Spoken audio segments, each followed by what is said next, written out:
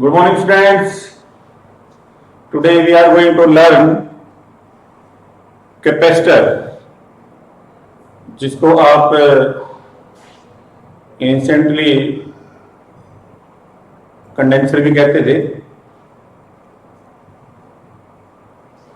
Capacitor क्या है, इसको डिफाइन करने से पहले हम एक छोटा एग्जांपल लेते हैं कि हमारे घर के अंदर बहुत सारे कंटेनर है और कंटेनर किसके लिए होते बेटे? स्टोरेज के लिए।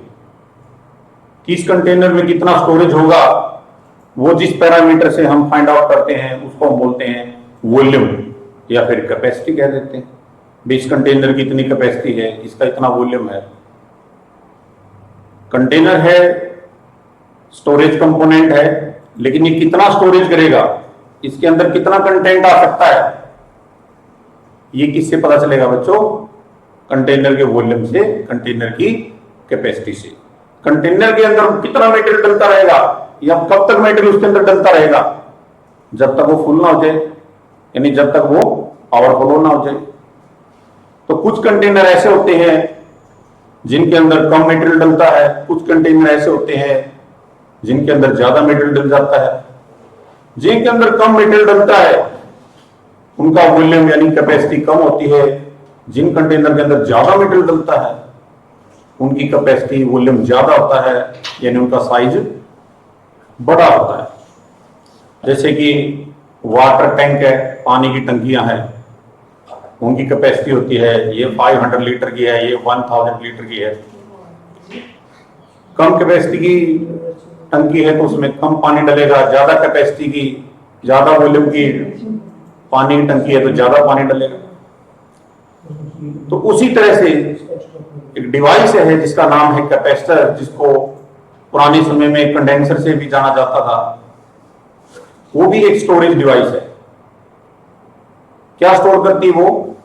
Electric charge, electric energy.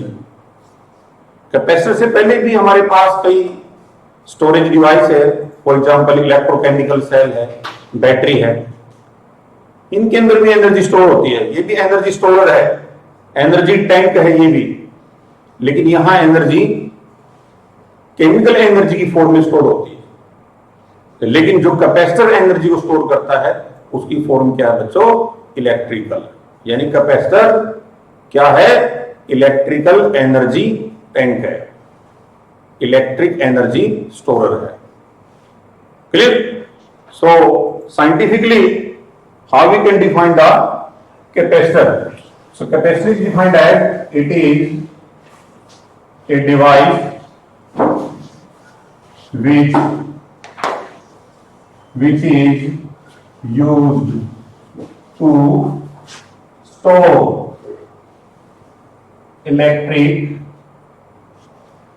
charge या फिर इलेक्ट्रिक एनर्जी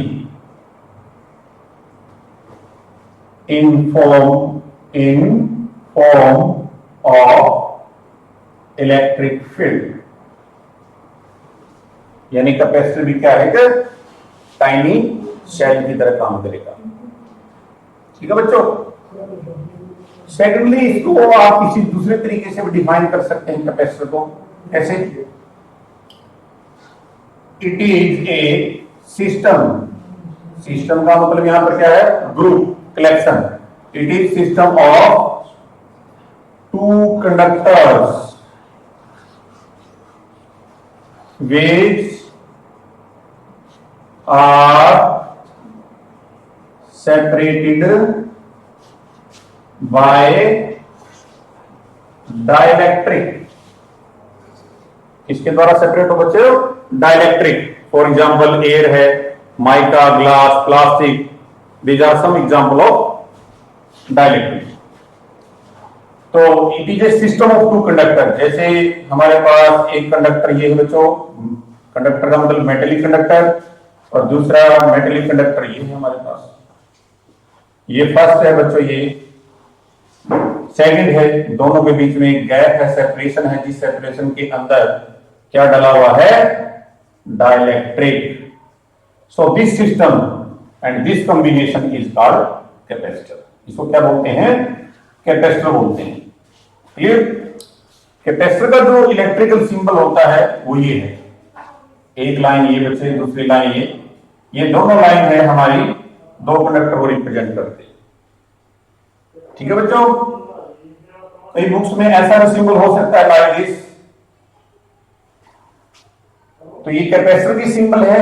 ऐसे कैपेसिटर जिनकी स्टोरिंग कैपेसिटी क्या है? फिक्स है।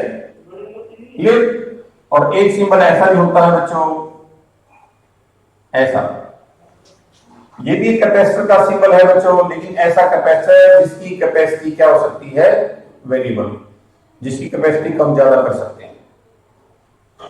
ठीक है बच्चों? एक single conductor also behave like a capacitor. कई बार बच्चे कहते हैं सर कैपेसिटर को कहते हैं आप ग्रुप ऑफ टू कंडक्टर्स, लेकिन आप एक कंडक्टर को भी कैपेसिटर कह रहे हैं। सिंगल कंडक्टर को भी आप कैपेसिटर विजुलाइज कर सकते हैं। कैसे? ये मान के कि इसकी जो दूसरी प्लेट है, इसका जो दूसरा पार्ट है कंडक्टर का, वो कहां पर है? इंफिनिटी फार। कितना कहां पर है बच्चों?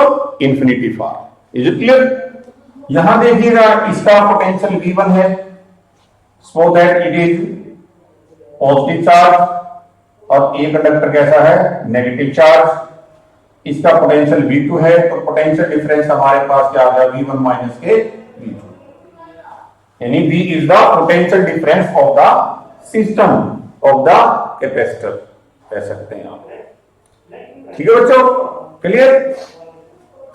तो यहां पर अगर हमारे पास सिंगल कंडक्टर है और इसको हम इलेक्ट्रीफाइड करना चाहते हैं, बाहर से इसको चार्ज सप्लाई करना चाहते हैं, जैसे कि किसी कंटेनर के अंदर मटेरियल को बाहर से डालते रहो, उसी तरह इस कंडक्टर को क्या करते रहो? इलेक्ट्रीफाइड करते रहो, बाहर से इसके ऊपर चार्ज को डिपॉजिट करते रहो। तो पता चलता है on the basis of the observation Q is directly proportional to V. V is potential difference rather than potential. ध्यान रखने वाली बात है, कई बार बच्चे V को पोटेंशियल समझ लेते हैं। V is the potential difference of two conductor, first and second. इस केस में सेकंड कंडक्टर हमारा कहां पर है? इन्फिनिटी में है, जिसका पोटेंशियल हम कितना लेते हैं? 0 ले लेंगे। तो something minus 0 equal to something.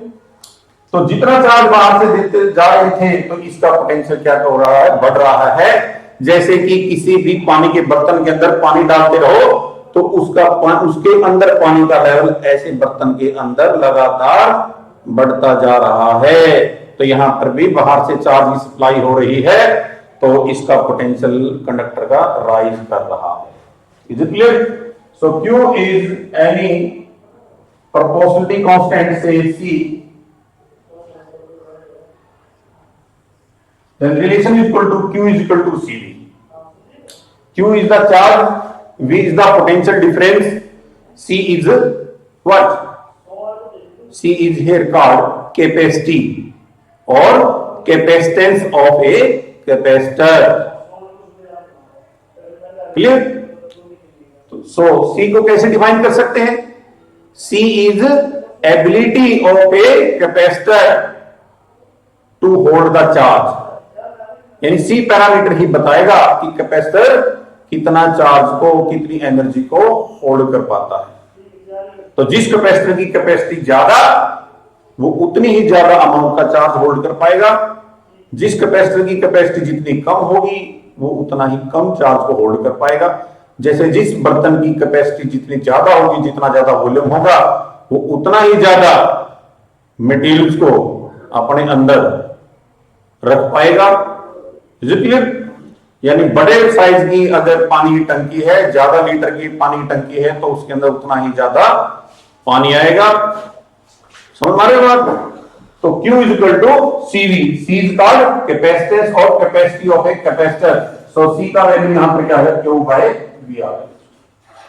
C is equal to Q by V। यहां तक क्लियर सब बच्चों को?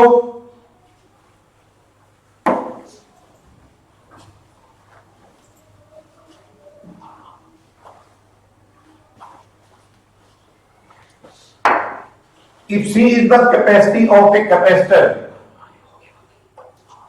तो देख लेते हैं जी सी का यूनिट क्या होगा। यूनिट के लिए हमारे पास सिस्टम ऑफ इंटरनेशनल और दूसरा हमारे पास सीजीएस सिस्टम है बच्चों। एसआई सिस्टम में अगर आप इसको देखेंगे तो C is equal to Q by V है, तो Q के लिए क्या यूज करते हैं, कूलम, और V के लिए यस वोल्ट, तो कूलम पर volt that is equal to farad, और फैराड के लिए हम सिंबल यूज करेंगे capital F। So in SI system the unit of the capacity of a capacitor is farad. क्या बच्चों, फैराड। लेकिन जो फैराड यूनिट है वो अपने आप में काफी बड़ी यूनिट है कैपेसिटी की, तो प्रैक्टिकली हम छोटी यूनिट्स यूज करते हैं, जैसे 1 मिली फैराड 10 की पावर माइनस के 3 फैराड हो जाता है बच्चों। 1 माइक्रो फैराड 10 की पावर माइनस के 6 फैराड हो जाता है बच्चों। 1 nano farad that is equal to 10 की पावर माइनस के 9 फैराड।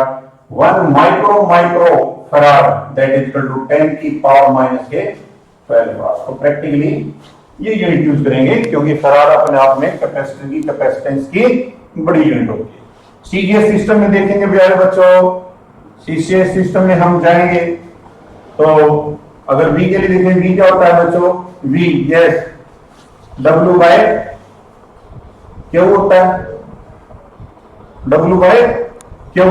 सीजीएस सिस्टम में W का यूनिट क्या होगा, सीजीएस सिस्टम में W का यूनिट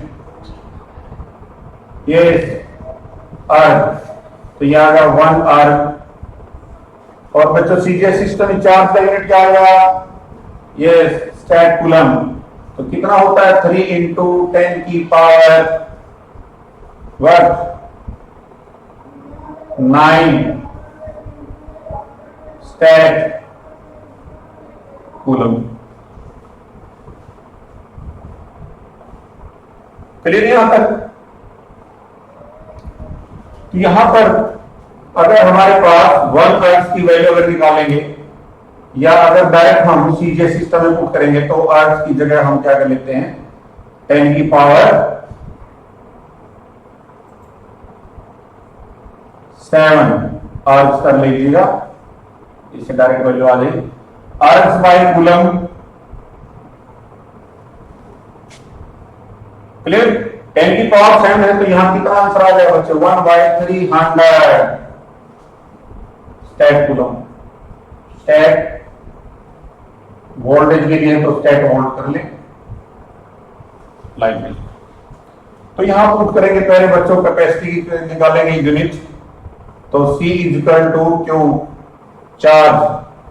चार्ज कितना होता है 3 इंटू 10 की पावर 9 स्टैट कूलम, और वोल्टेज के लिए देख लेते हैं प्यारे बच्चों 1/300 स्टैट वोल्ट। कितना आएगा स्टैट वोल्ट। तो यहां पर यूनिट क्या बन जाएगी हमारे पास, इसको कैलकुलेट करेंगे तो हमारे पास है 9 इंटू 10 की पावर 11, और इसको लिख देंगे स्टैट कूलम पर वोल्ट। कूलम पर वोल्ट क्या हो जाएगी फैराड। 9 इंटू 10 की पावर 11 स्टैट फैराड। तो फैराड जो यूनिट होती है कैपेसिटी वो किसमें होगी बच्चों, एसआई में और सीजीएस में स्टैट। तो C इक्वल टू 9 इंटू 10 की पावर 11 स्टैट फैराड भी होंगे। तो ये म्यूचुअल कन्वर्जन है, तो यहां से आप देख सकते हैं।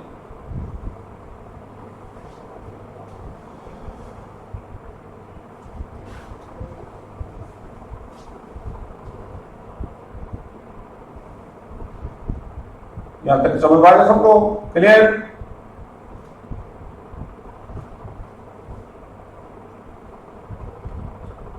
और उसके बाद कैपेसिटर की जो कैपेसिटी है इसका डायमेंशन फॉर्मूला अगर हम देखेंगे C equal to Q by V, और क्यू बाय वी, वी क्या होता है डब्ल्यू बाय क्यू होगा, और C equal to Q square by W बन जाएगा। यहां से देखेंगे चार्ज के लिए 80, इसकी पूरे डायमेंशन 2, और इसके लिए ml2 t माइनस के 2, ये बन जाएगा। यहां से कितना आ जाएगा, m की डायमेंशन -1, l की 2, t की 4 और a की dimension. This is the dimension formula of capacitance या फिर capacity of a capacitor.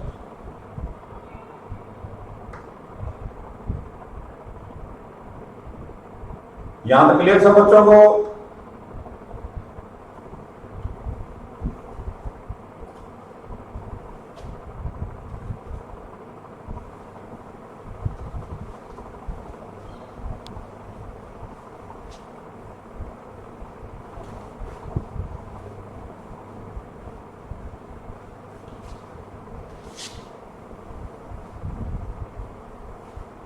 And C is equal to Q by V, or we can say Q is directly proportional to V.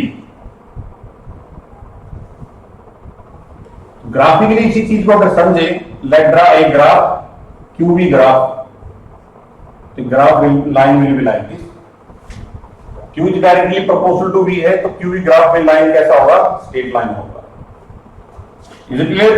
से this line named as A O A, say this angle is theta, यहां से horizontal line पर projection डालिएगा।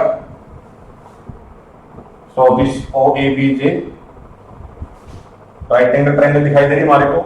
Late find out slope of line O A. Slope कैसे निकालते हैं? With the help of tangent of angle. Tangent of angle क्या होगा? Vertical side by horizontal. Vertical में क्या है? चार्ज, हॉरिजॉन्टल में क्या है? वी है, तो क्यू बाय वी, और क्यू बाय वी क्या है? सी होती है बच्चों। तो C is directly proportional to slope. Q V graph में लाइन का जो स्लोप होगा that is directly proportional to C. तो जितना ज्यादा स्लोप उतनी ज्यादा कैपेसिटर की कैपेसिटेंस। कैसे देखिएगा, इधर दो कैपेसिटर के लिए क्यू वी ग्राफ ड्रा करते हैं, तो एक कैपेसिटर के लिए कैपेसिटी लाइन ये आ गई, दूसरे के लिए ये आ गई। से this is C1, this is C2। किस लाइन का स्लोप ज्यादा है बच्चों? इस लाइन का स्लोप ज्यादा है, क्योंकि इसका एंगल बड़ा है एज कंपेयर टू दिस। तो C1 is greater than C2। पहले कैपेसिटर की कैपेसिटेंस दूसरे कैपेसिटर की कैपेसिटेंस से ज्यादा, तो C is directly proportional to slope. यहां तक पिक्चर क्लियर? सुनो आगे सबको। तो after this we are going to explain principle of a capacitor. Principle of a capacitor. Principle of a capacitor. Principle of a capacitor क्या सिखाता हमारे को? Capacity of a single conductor increase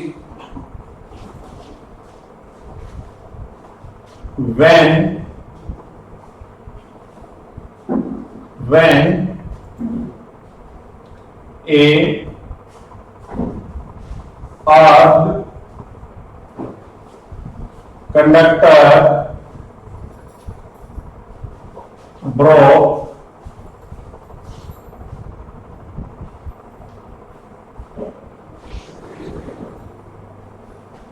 when a arced conductor brought near to this conductor. कैसे है? Principle of a capacitor. What is this? कि capacity of a single conductor increase when a earth conductor brought near to this conductor, यानी क्या कहता है, किसी conductor की अगर कैपेसिटी बढ़ानी है तो उसके नजदीक कौन सा कंडक्टर लेके आओ, अर्थ कंडक्टर, तो उसकी कैपेसिटी क्या हो जाएगी, बढ़ जाएगी। As you know that C is equal to Q by V, तो C और V में रिलेशन क्या है, इनवर्सली प्रोपोर्शनल का। अगर किसी भी कैपेसिटर का पोटेंशियल डिफरेंस क्या हो जाए, किसी भी तरीके से डिक्रीज हो जाए, तो उस कैपेसिटी की कैपेसिटी क्या हो जाएगी, इंक्रीज। क्या हो जाएगी बच्चों, इंक्रीज हो जाएगी। समझ आई बात, C is inversely proportional to V.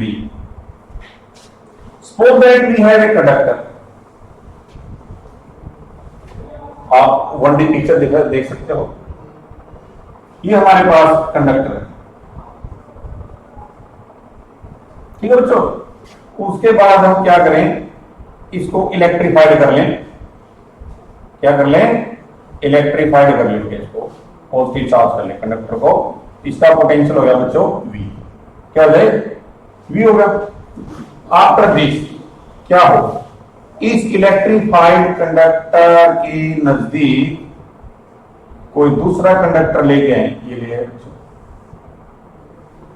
Due to electrostatic induction, charging method है, तो कंडक्टर के इस फेस पे कैसा चार्ज अपीयर होगा, negative, due to electrostatic induction.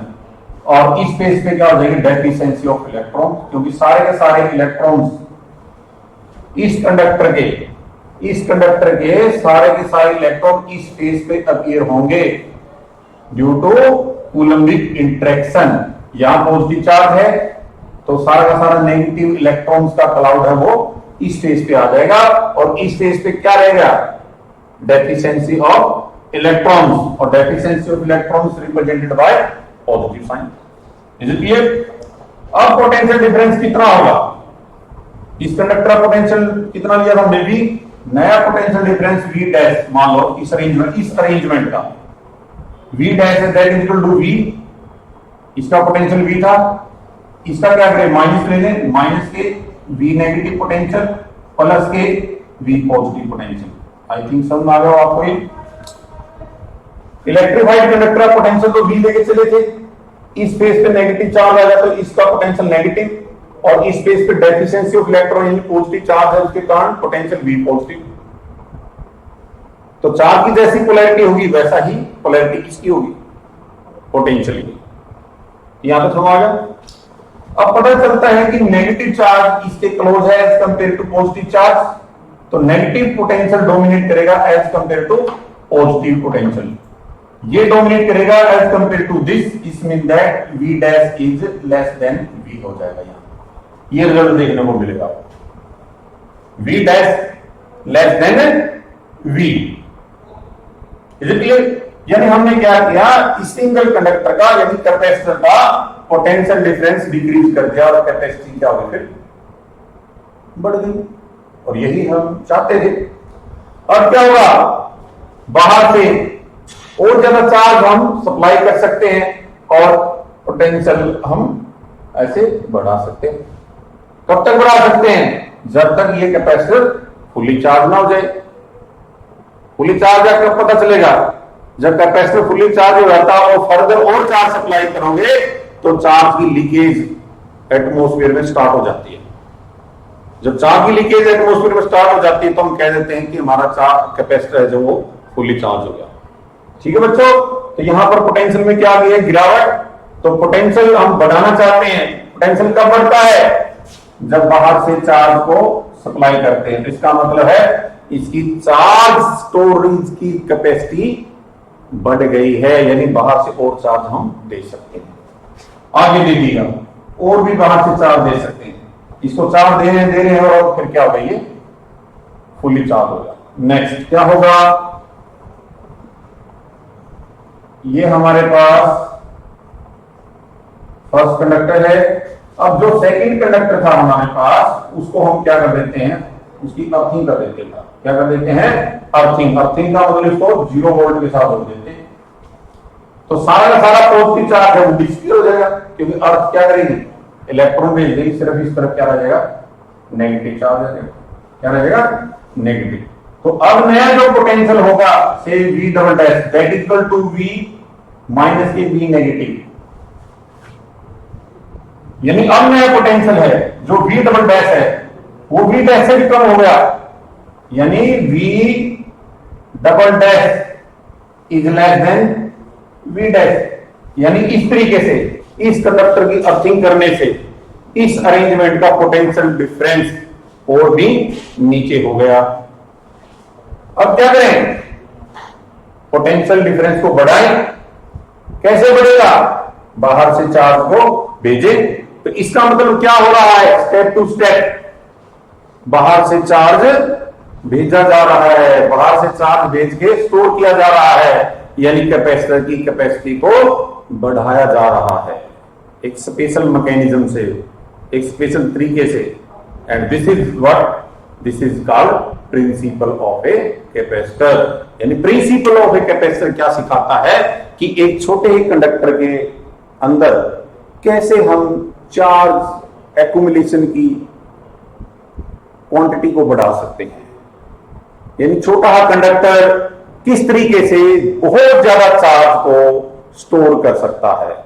तो यहां पर यह मैकेनिज्म अपनाया, लास्ट में हमने सेकंड कंडक्टर को क्या किया, अर्थ कर दिया, जिसके कारण और ज्यादा पोटेंशियल गिर गया और ज्यादा बाहर से चार्ज की सप्लाई होने लगी, जिसके कारण क्या हुआ, स्टोरेज कैपेसिटी चार्ज की बढ़ गई। Is it clear? तो यहां पर पोटेंशियल भी था, फिर पोटेंशियल कम हुआ, फिर उसे और भी कम हुआ, ताकि बाहर से और ज्यादा चार्ज हम क्या कर सकते हैं, भेज के कैपेसिटर के अंदर और ज्यादा चार्ज क्या हो जाए, store. So that is the principal of a capacitor. Clear?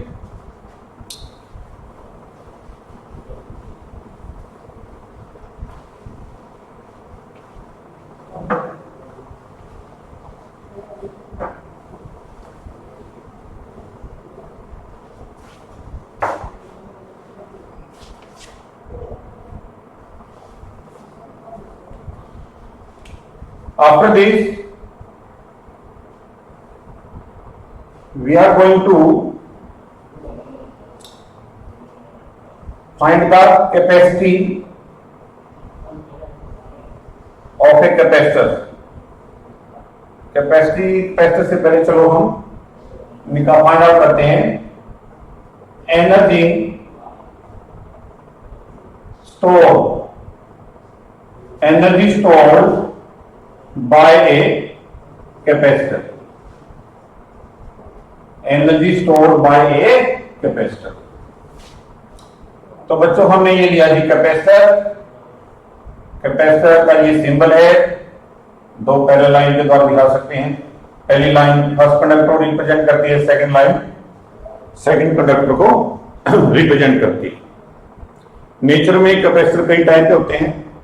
Capacitor को मेनली दो तरीके से क्लासिफाइड किया जाता है, एक तो basis of geometry and second basis of nature. Basis of geometry एक कैपेसिटर है हमारे पास, parallel plate capacitor, cylindrical capacitor, spherical capacitor. और नेचर के बेसिस पे हमारे पास कैपेसिटर है electrolyte capacitor, paper capacitor, mica capacitor.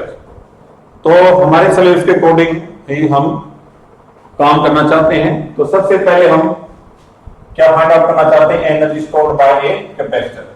ठीक है जी, ये हमारे पास कैपेसिटर है और इस कैपेसिटर को हमने सेल के साथ जोड़ दिया, बैटरी के साथ जोड़ दिया, ये पॉजिटिव ये नेगेटिव। पोटेंशियल डिफरेंस भी है, तो दोनों प्लेटों के बीच में पोटेंशियल डिफरेंस कितना बच्चों, भी दोनों प्लेटों के बीच में डिस्टेंस है हमारा से स्मॉल डी, और कैपेसिटर की जो प्लेट सेल है उनका एरिया है हमारे पास ए। कैपेसिटर की प्लेट आप कुछ ऐसा समझ सकते हो इसको, जैसे एक प्लेट ये है, दूसरी प्लेट ये है, और आपको ऐसे दिखाया जाए कुछ ऐसा। क्लियर? ये दो कंडक्टर का कॉम्बिनेशन है, सिस्टम है। तो तो जैसे बैटरी से जोड़ेंगे हम, ये पॉजिटिव टर्मिनल है, पॉजिटिव चार्ज की सप्लाई करेगा, और ये नेगेटिव है, नेगेटिव सप्लाई करेगा बच्चों। अब कैपेसिटर किस मोड में है? चार्जिंग मोड में आ गया। जैसे मोबाइल को आप चार्ज करते हो, कुछ ऐसा ही बिहेवियर यहां देखने को मिल रहा है, बट नॉट एग्जैक्टली सेम। तो कैपेसिटर की चार्जिंग स्टार्ट कर दीजिए हमने। तो हम देखना चाहते हैं कि कैपेसिटर कितनी इलेक्ट्रिक एनर्जी को स्टोर कर पाता है, जिसका हम यूज भी कर सकते हैं। तो किसी भी टाइप की एनर्जी को मैथमेटिकली अगर कैलकुलेट करना हो तो सब किसकी सहायता से करते हैं? वर्क डन की सहायता से। Is it it? As we know that C equal to Q by V, capacity capacitance का ये फॉर्मूला होता है। यहां पर देखते हैं small energy supply by battery denoted by dW, energy is equivalent to work done, this is V into dQ, V into dQ। यहां तक क्लियर? ये फार्मूला समझ आया आपको? क्योंकि पोटेंशियल या पोटेंशियल डिफरेंस का फार्मूला क्या होता है बच्चे? Work done by charge. तो वर्क डन कितना हुआ? V इंटू Q होगा। तो this is called electric work done, potential into charge.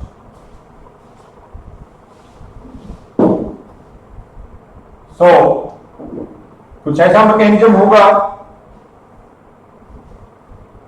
यहां पर Q की वैल्यू 0 है इनिशियल स्टेज में, और जब जब कैपेसिटर आपका फुली चार्ज हो जाता है तब अमाउंट क्या हो जाती है? इसके कैपिटल Q क्या हो जाती है? कैपिटल Q हो जाती है। तो यहां चार्जिंग स्टार्ट होती है तो इनिशियली चार्ज कितना? 0, और जब कैपेसिटर फुली चार्ज होता है तो कितना charge? Capital Q। Let's consider any intermediate stage. Charging देख रहे थे, जैसे हम कोई भी फाइल को इंटरनेट में अपलोड करते हैं तो वहां पर एक स्कैनिंग देखी जाती है, तो कुछ ऐसा ही चला हुआ है यहां पर भी। तो सपोज दैट यहां देखा तो चार्ज की अमाउंट कितनी थी? Q, for small accumulation of charge dQ। Q के बाद छोटे चार्ज के लिए छोटा चार्ज कितना? dQ। तो इतना चार्ज dQ चार्ज बैटरी भेजना चाहती है तो उसने कितना वर्क डन करना पड़ेगा? ये तो टोटल वर्क डन कितना होगा बच्चे? dW का इंटीग्रेशन हो जाएगा। तो ये क्या आ गया? V into D, V into dQ। यहां तक समझ में बात? एट दिस इंस्टेंट यहां अगर हम देखेंगे तो V कितना होगा? Q by C। C is the capacity of the capacitor. कहां से कहां? 0 से Q। तो V की वैल्यू फीड करेंगे बच्चों Q by C dQ, starting से लेकर फाइनल तक, यानी अनचार्ज से फुली चार्ज। तो यहां से 1 बाय C आपका बाहर आ गया। Q का integration with respect to Q कितना आएगा? Q स्क्वायर बाय 2, यानी 2 बाहर ले लो, अंदर आ जाए Q स्क्वायर 0 से Q। ये तो कितना होगा? 1 बाय 2C, और ये क्या हो जाएगा हमारे पास? ये Q square into Q square आ गया।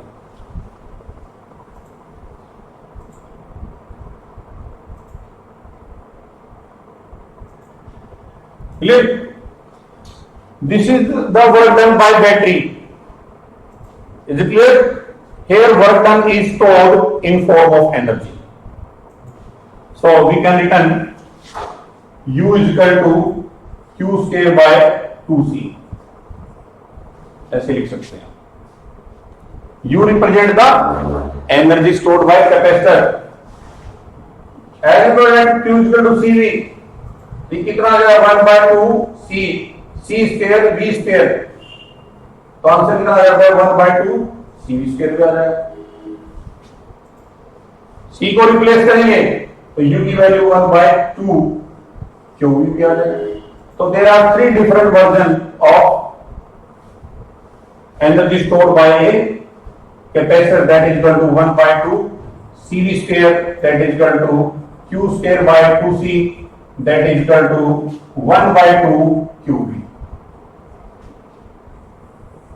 तो न्यूमेरिकल के पॉइंट से जिस भी मैथमेटिकल फॉर्मूले की आपको रिक्वायरमेंट लगे तो इनमें से आप यूज कर सकते हैं। Is it clear? So that all about for today। आप इसको पढ़िएगा, कॉन्सेप्ट को समझिएगा, उसको फील करके देखेंगे। कैपेसिटर एक बड़ा इंटरेस्टेड और सिंपल टॉपिक है। कैपेसिटर का नेक्स्ट लेक्चर भी हमारा बड़ा इंटरेस्टेड होगा। तो आगे हम अलग अलग केसेस में कैपेसिटी फाइंड आउट करेंगे, सीरीज पैरेलल कॉम्बिनेशन को एनालाइज करेंगे और कुछ सीरीज पैरेलल कॉम्बिनेशन से रिलेटेड है न्यूमेरिकल की प्रैक्टिस भी करेंगे। So thank you very much.